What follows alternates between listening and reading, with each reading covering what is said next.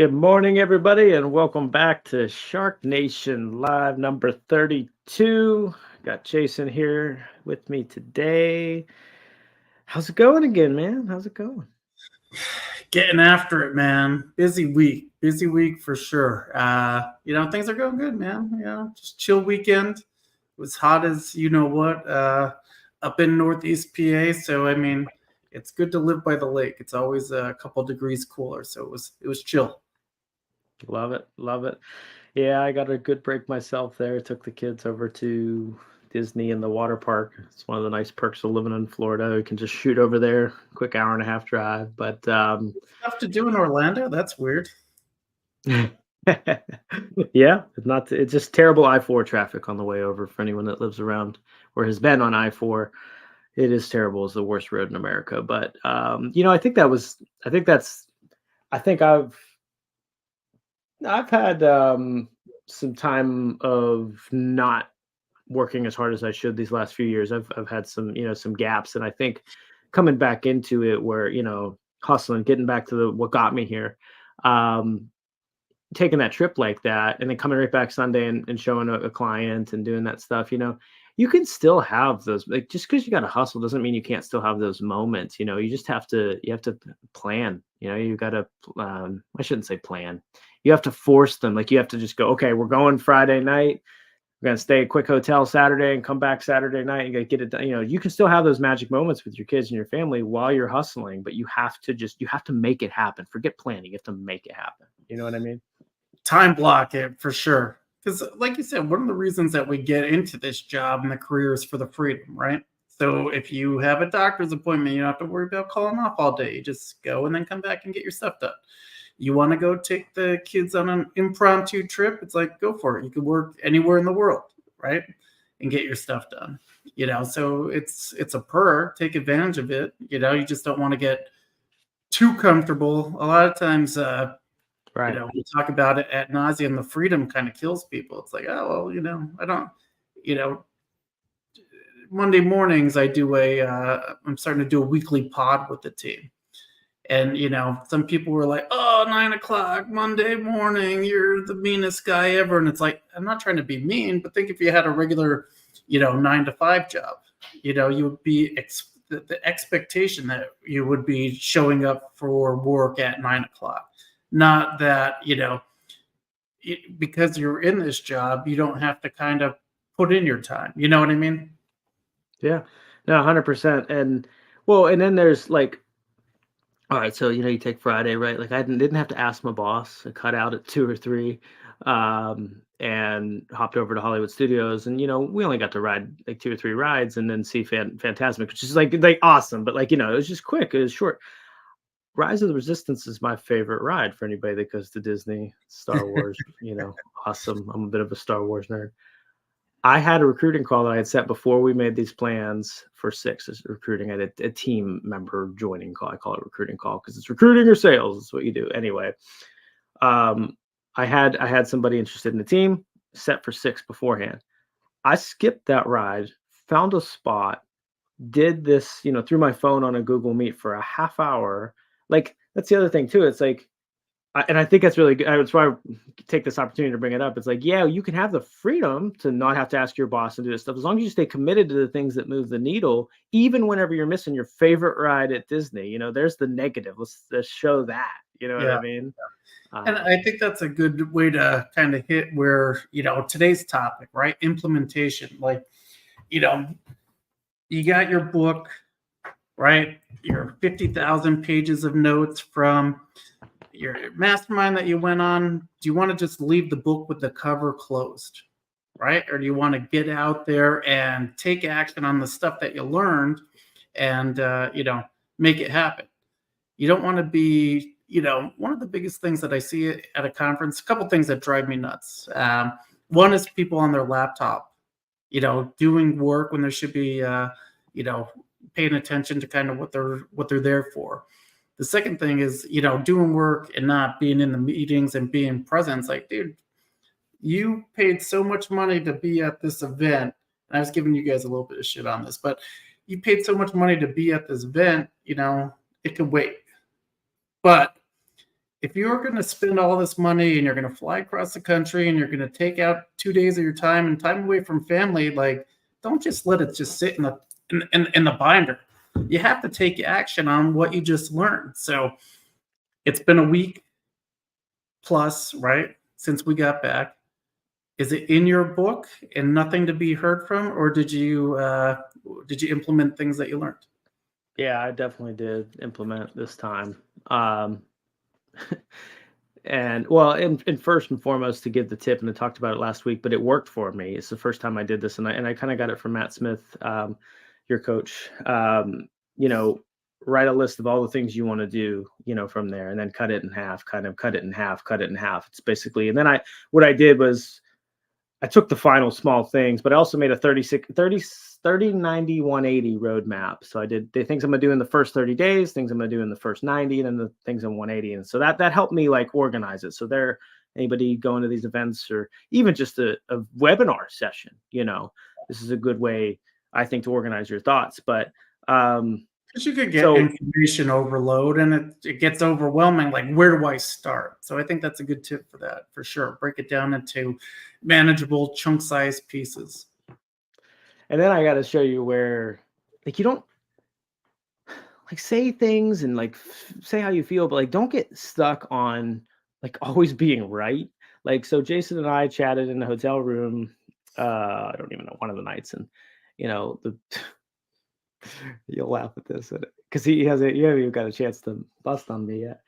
I pretty much adamantly defended not going back to switching a CRM, going back to Follow Up Boss. I've been in it before. I love Follow Up Boss, but we had been away from it. We committed to KV Core, and it works, but they all work. But anyway, committed to not going to Follow Up Boss, and I showed him how I was making I had these mental gymnastics to show him how my current system could work until then, and that was before day 3, though, where somebody said like, "Hey, the best of the best are using this system. Like, what is wrong with you? Like, why are you not?" And I'm like, "Yeah."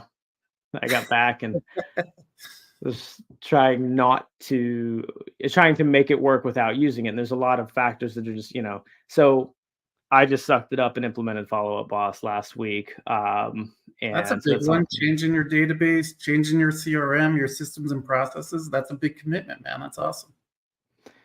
But here's the thing. Like when I've rolled out systems in the past, that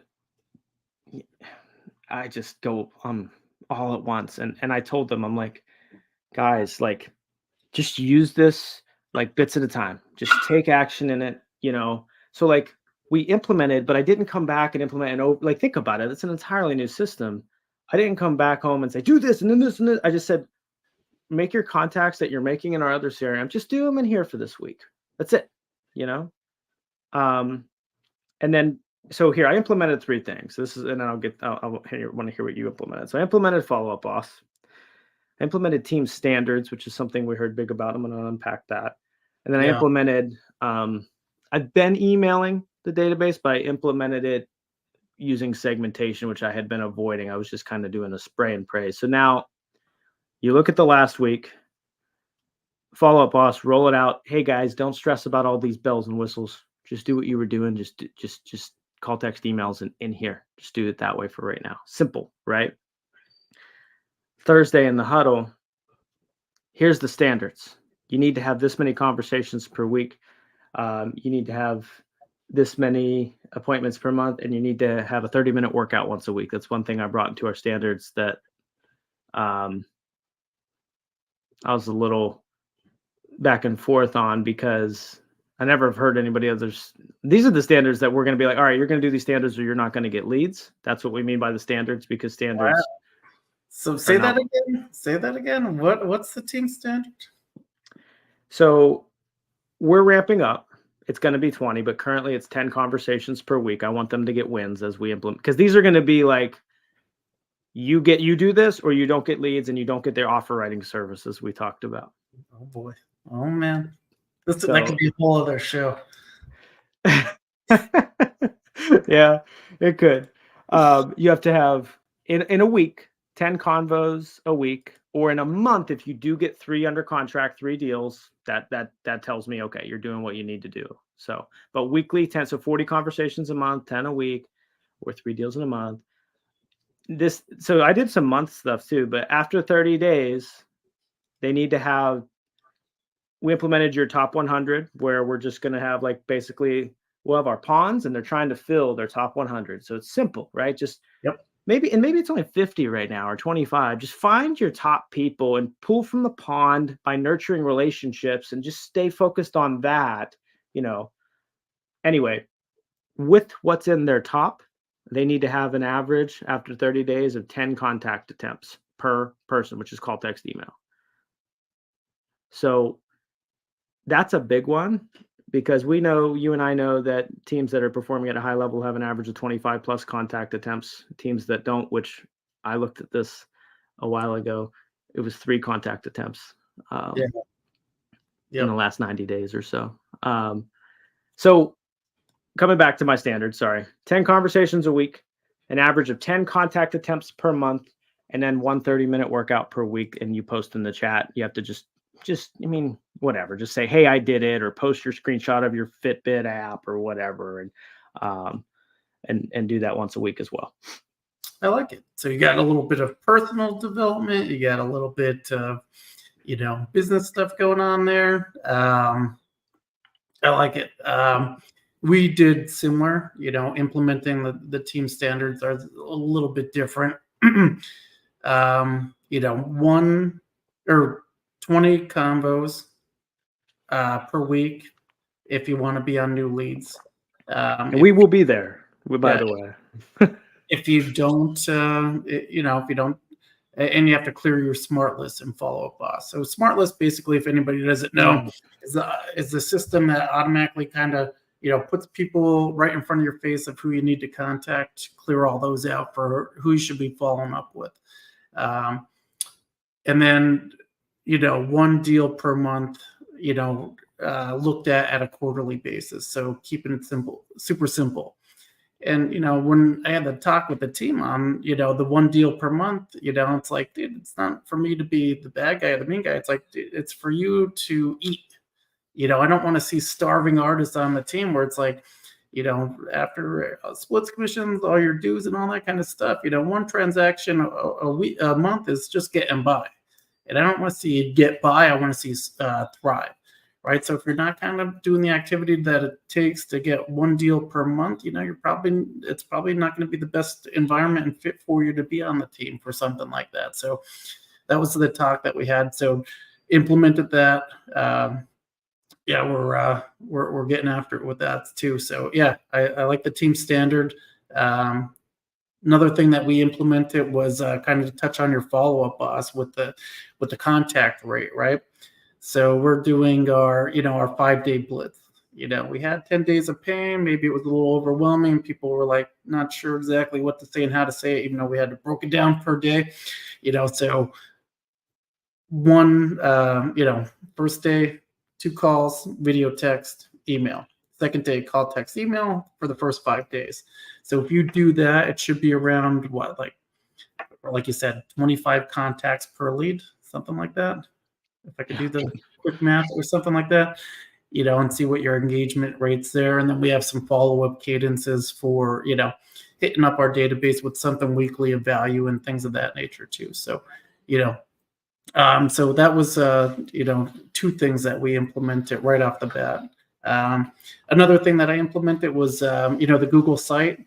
So I have my guy doing the Google site with organizing the data. One of the big, criticisms I had, well, not criticisms, but, where do I find stuff? You did all these videos on all this stuff and we have all these docs and they're all over the place. So I got the guy, if anybody hasn't used Fiverr, Fiverr, whatever you want to call it, for freelancers, it was like $80 for somebody to create my page for me. I gave them table of contents. Here's what I want on page 1, 2, 3, 4, 5, 6 or whatever. Using Google Sites, they did it? Yeah. It's on Google Sites. Yeah. So I literally put in the criteria. It's got to be on Google Sites. I gave him access with his email to edit the site that I was starting to create. Here's what I want on each page. And I put the Google Drive link to all the documents to kind of organize it nice. So I'll show you that when that's all set up. So Three Right. things implemented, and this is in a week, right? And then Let recruiting. me add one thing for the audience too. So like, because I had nudged Jason to use Google Sites for this reason. There's a lot of website builders, a lot of ways you could make a resource library for your agents, a lot of video training libraries. Here's why I had recommended Google Sites, because there's a search button that you can add. So and we use Google Docs, both him and I, for a lot of things. So for anybody using Google Docs and all that stuff, Google Sites is like a website Google Doc that's searchable. There, you can add a search button in the navigation bar, so you can search through all your content for script or for uh, offer writing, or so it's searchable. There's other ways to do this, but that's why we did that. I just want to clarify that. Yeah, and I went to Google Workspace with the team, so now we have a branded team email site. So the Google site should tie in nicely to that, and then kind of, you know, moving forward, be sweet to use, right? And another resource. So on the top, I have a resource to make you more resourceful. Mm. Kind of help eliminate some of the common questions oftenly asked. So somewhere where I could kind of redirect, hey, did you take a look at this first? Yes, no, and kind of broke it down to pre-onboarding stuff that we learned in boot camp. And then we have I call it like a practice, and then you're in the game, right? So practice is all the stuff before you get things under contract, and the game is all the stuff like once you go under contract, all the things that you have to know, with the life cycle of a deal and all that kind of stuff, navigating those waters. So, and then another like generic section for software installs for a lot of the tools and resources that we use for the team are going to be on there for links and downloads and how to's. Hmm. Yeah, that's good. That's good. It's funny because, like, I mean, I think you look at what implementation, like. Oh, you did the pods too. Talk about that. Oh yeah. So two other things that we kind of implemented were the pods, group settings with the team. So one-on-one in a group setting. So right now we have 10 members on the team. Each pod has 5 members in it, and we kind of implement, who's your top 5 most likely to transact next, right? So we could try to predict their business. Do you know their top 5 must-haves, right? Mm. And then it's good in the group environment because everybody's dealing with the same shit, right? So it's like maybe if I, kind of coach them up on a client that they're having issues with, or tips and tricks on kind of finding, creating inventory out of scratch or whatever it is, or different search things that we were talking about, it could help other people in that group. So I like that better than the individual one-on-ones. For one, I looked at the one-on-ones for the team, and if I did 20 minutes for every single person, it'd be like 2 full days out of the calendar. So I kind of scrapped that off the bat. But the group setting, it seemed like we got some good feedback on that for the one-on-ones. Gotcha. Yeah, and I like. I hit the wrong button there. I like the idea of just getting their top 5 to transact. I think we're going to implement that this week. Speaking of that, but looking at. I mean, I just went back here and was looking at. I'm literally just flipping back through pages to look at my 30, 90, 180 roadmap. And one of the other things is like, I had a decent script going that was working for me, but I picked up a variation of it when I was there. So right in my conversations, I tried that like A/B test constantly. You should constantly be A/B testing. And this is one thing I've always said to agents. It's like, I feel like some people have this naturally, but skills can be learned. This is not something I've watched team members that I've coached learn this as they were on the team, but you have to learn to read and react. Like, you really have to become obsessed with human psychology. I feel like to be really, it's on the marketing side of things to learn how to say what to get your message to market match. To do that, you have to listen and understand human psychology and behavior to see why they do the things that they do, or why they think the way that they think. But even just on a sales level, or not sales, but communication level, I tried, all right, my script was these 1, 2, 3, 4, framework bucket, right? And then theirs was 1, 2, 3, 4. It's very similar. And I just A/B tested it, and I found certain things I liked. And now it's like, so like, don't be afraid to, like, I had a working script But I had somebody that did better than me give me a different script, and I tried it, and it worked too. And I think like, and I don't know which one's the winner yet, and I don't know, no, but like I wasn't afraid to just try things and read and hear, see how they respond. That shit didn't work, and like, and it's messy, and I don't even have it all tracked. Which one's gonna win, but like that's like I want to expose that because that's I feel like what it.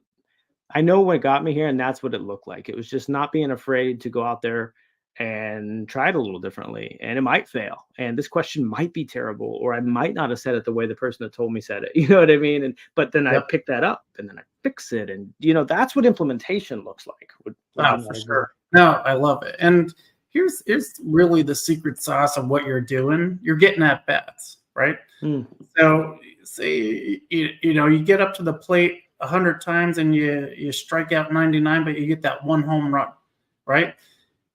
I heard a good podcast from Ed Milet last week where he's talking about, he was a leadoff batter, right, for the team. And he would never swing at the first pitch, so he'd sit there and he'd watch the pitches, kind of see what the fastball looked like, look what the curveball, and, kind of get into the game a little bit and see what was going on with it and learn the pitcher, and if he struck out or flew out or grounded out or whatever, it might have looked like a loss, but actually it was a win because he's gathering data and learning from it. And it's the same thing when you're getting on the phone making your calls. You're getting at bats, you're learning how to read the pitch, learning how to read your clients, kind of figure out which way they're going to go with the conversation. It's like, so when you do see that fastball coming, you can hit it, right? So I think, a lot of that stuff is trial and error. And like I said, implementing the scripts is one of the big things that we're going to be doing as well. But like I said, it's just getting at bats and learning that talk track. So I want you to think about yours because I'm going to give mine right here, and that's going to be from implementing in the last week. What takeaway did I have? And I had one major one that stuck out to me, and it was with 2 or 3 different buyers. It was with 2 or 3 different agents wanting to partner or join our team. And it was also with my family, like my immediate, my wife and kids and family, and just people. So it's across the board for me. The universal takeaway I had was I try to outsmart everything. I try to think too logically. I try to put too much. I'm too much in my head and not enough in my heart. And this is across the freaking board. I could literally give you an example in all 3 cases. And what I've learned over the last week, really just implementing a lot of this stuff, but also being open to the lessons that life is trying to teach me personally right now, is that you've got to connect. And we say this, I've said it before, but like you can't out wizard and smart this thing. Like you can't like at least what we're doing. This is a human relationship game. Like this is I can think that I have this awesome buyer system, but the fact that I actually just respond to their text is what sells them. You know what I mean? I can Mhm. think that I'm an amazing recruiter and I have this awesome team system, but the fact that I actually cared about their goals and listened to them, and gave them actionable steps was all that mattered, not the system and not the stuff. And then I can show up I can carve time out for my kids and my wife, but if I'm not actually present and actually caring about what's going on, that falls apart too.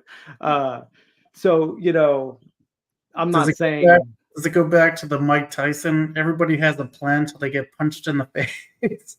very much. Yeah. All right. Well, yeah. So much for that. Might as well regroup and try something else, right? And I'm so guilty of like the plan. Oh man, like and I find, and that comes back to I said it on last week, but what's your favorite flavor of avoidance? And for me, it's setting up this amazing system that's full of shit. Like it's just like Yeah. if you're anything like me and you're listening to this and you sit down, you think you've got the most logical, or you're cherry picking your leads. Like you're like, well, this lead did this, and this. So I'm gonna, before you even just pick up I'm telling you that you've heard it before. It's 80-90% your communication and your relationship with them. Like it's the simple stuff. It's the simple stuff. That's the Yeah. takeaway. I always say, get face to face as quick as possible. You want to be walking arm in arm with people, right? On their journey. How are you going to best do that? How do you decipher the difference in tonality and stuff like that in a text message? It's like you can't really come across and show who you are through that. It's just generic, but that's where the video text will come into play. But no, awesome stuff. Well, for time size, we're trying to stick to our 30 Well, what's your minutes. takeaway first? We're close. We got 4 minutes. What's your takeaway? From implementation? Mm-hmm. I'm a fucking animal. I just went. I didn't break down my list. I just like literally attacked it into like A, B, C, D, E. What's the most important thing right now? Okay, knocked it out. B, knocked it out. And like literally Saturday and Sunday, I'm like, it was just itching on me. Like, just get it done. Just get it done. And you don't have to worry about it. Just get it done. Are you But having fun?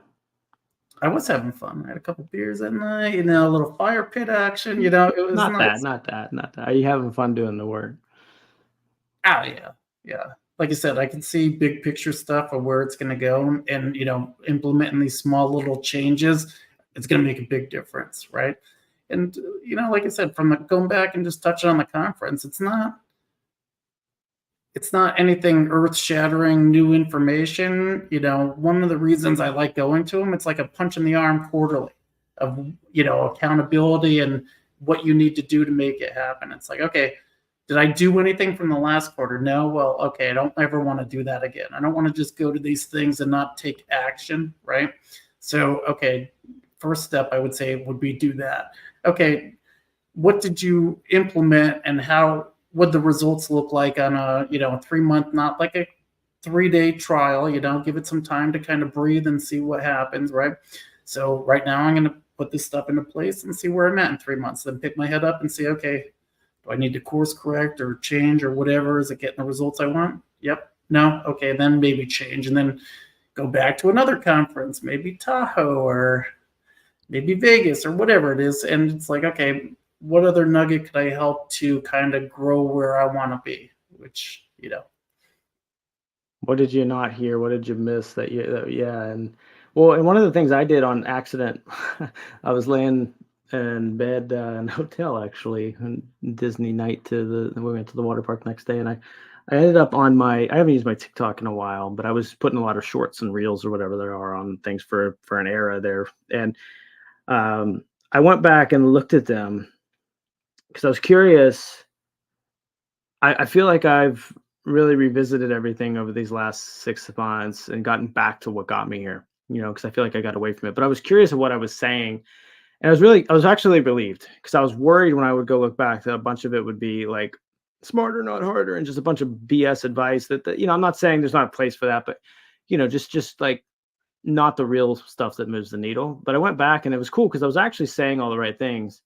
So one, it gave me belief in myself again that I did always know the path. I just might have got straight away from it, Yeah. And that's okay. Like you're going to do that from time to time. Just go back and listen to your own advice. Especially if you're a leader or coaching somebody, like, what are you telling them? And then are you doing the things you're telling them? Because I bet you if you're not getting the results you want out of them, that it's probably because you're not doing it. And I look back when I was saying the things that are still true today that I'm doing now, that I'm listening to, I wasn't listening to then and people weren't doing it then. But now I am listening to it and I am doing it and they are doing it. And I find that really, really interesting. Yeah. No, sometimes I cringe on things that I said in the past. And I'm just like, oh man, what a dummy I was. One time I was like, working on like Christmas Eve and I got a deal under contract and I thought I was like the fucking coolest guy ever. And I'm like, what a loser I was back then. Like taking away time from my family for fucking a deal or whatever, but like you said, it's good to reflect where you are and where you're going. Right. So no, it's always good to get some hindsight. I kind of just had this conversation with the team, last week. I'm like, look, we're a family. We're going to play these, coaching calls together. Right. So everybody can learn from. Nobody makes fun of anybody for what they're saying on the phone or whatever. It's all just a learning experience. Right. So my analogy with them on that is like, look at what professional athletes do. They watch and listen to gameplay tape, right? Constantly to see exactly how they get better. It's like if you just had a call with somebody, replay your call, see what you could learn from, see what you might have missed because you're too busy, yapping a little bit or whatever. And then, okay, if you want some coaching stuff, hey, Jay, take a look at this call. Let me know what you think on it and kind of go from there. I always bring this up, and it's probably been a while since I brought it up, is that when we had a band, me, my wife, and one of my team members for a bit, we were in a band together, and we got pretty good live. Like we got really, really good on our shows, especially for our age. Like we were young, and there was one reason, the one thing we did that nobody else did, the other bands, was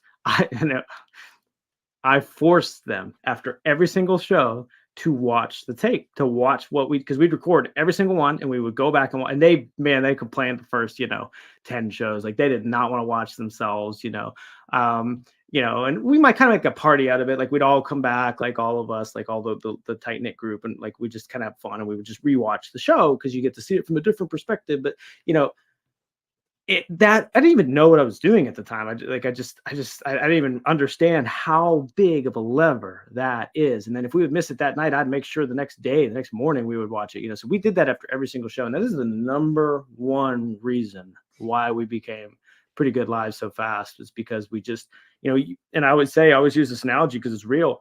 Like our guitarist, he would jump during like his, like, he'd do like a jump, right? And he would think like he jumped like 5 feet. But when you watch the tape, he's like, there's like a little bunny hop. Is like there's about 5 inches. And white man it's hard. It's hard to listen to your calls, to what, all that stuff. Like watch tape to go back and look. I mean, but it's necessary to master what you. That's like, what do they say? They say the average people.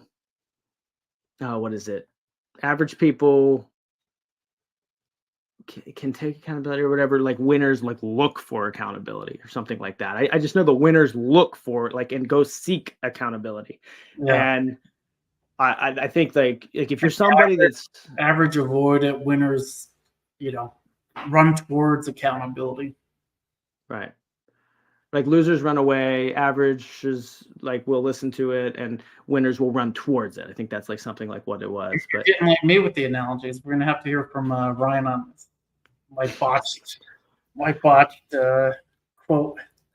Bring it. But yeah, and I mean, because I know that's something I see from a lot of people, especially if you're doing content, you're scared to like I don't want to look at it. Or I have heard that so many times with agents I've talked with. I'm telling you, that one thing could be the biggest game changer for you. And yeah, it sucks. Growing sucks. Like it's just, go look back at who you were as a teenager. I bet you did some shit you don't want to think about. You know what I mean? Oh. Like I bet you did. But those things wasn't available back then. But those things led you to the person you are today. It's like I always say, like I'm happy with who I am, but I'm not proud of the way I got here. But that's how we all are. Yeah, for sure. So yeah, if you take something maybe from today and you talk about go implement like watching tape, like go back and look at yourself, look at your text, like and coming from a third person perspective and think of like, was that the best way to say that? Was that the best? What is it? And this isn't about how does it look? Is the video quality good? You have some good YouTube background. It's not about that shit. It's about the human. Yeah. In the video. Yep. No, for sure. No, great stuff. Another awesome episode. Hopefully this was helpful for people. Just like I said, we got some good stuff coming up on the show. You want to plug the website and you want to plug the Facebook group? Yeah. So we decided to open up to the world, as we already are on this podcast, but we want to go deeper. So if you like what you're hearing here and you want to go deeper with us, make sure to go to SharkNationLive.com. You can see it down here scrolling across the bottom. You can get, our open Facebook group where we'll be in there, try to contribute to help the, really the shark mindset. Agents that are on the attack. If you're dealing with a tough scenario, you attack it. You don't curl up into a ball. Like that's the mindset here. So if you're like us and you're attacking life, go to SharkNationLive.com, join the Facebook group, subscribe to the podcast. jump on the email list, and we're just here to try to help you navigate the same thing we're navigating every day. Sure. We're here to help, man.